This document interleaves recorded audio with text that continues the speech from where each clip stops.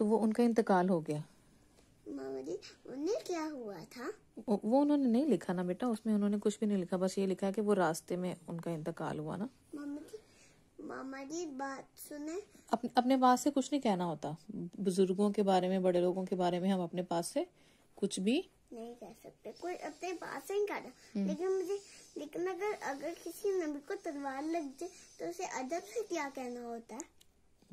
जैसे अगर किसी नबी, कोई नबी अगर अल्लाह ना करे किसी की वजह से जख्मी हो जाए या किसी ने मारा तो कहते हैं नाउजुबिल्लाह, किसी ने उनको इस तरह किया था, ये अस्तगफिरुल्लाह, और उनके लिए फौरन दुआ करनी होती है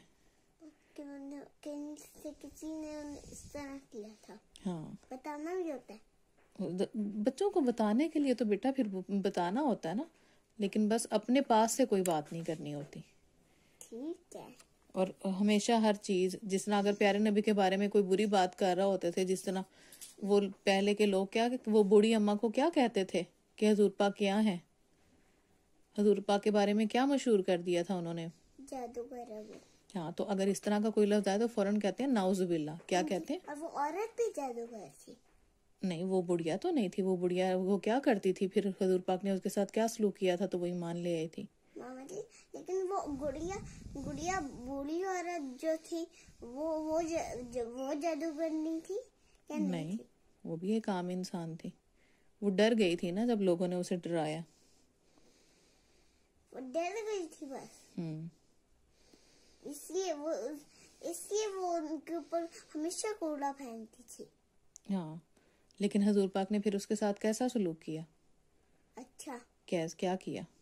क्योंकि वो कभी नहीं बदला लेते थे। वो बदला नहीं लेते थे। और उन्होंने क्या किया जब वो बीमार हुई तो उनका कितना देखभाल की उनकी। तो फिर वो बुढ़िया ने क्या किया उनका अमल देखकर? ईमान लाए पाकिस्तान पर? नहीं, वो मुसलमान बन गए ना हमेशा। क्या? मुसलमान बन गए ना। हाँ, वो इस्लाम ले आई ना। हाँ जी। और पता है क्या, याद नहीं आ रही बहुत। याद तो आ रही है आपको ये पता चल गया कि मैं वीडियो बना रही हूँ। नहीं मामा, सच में याद आ रही। अच्छा, आ रही है। क्या?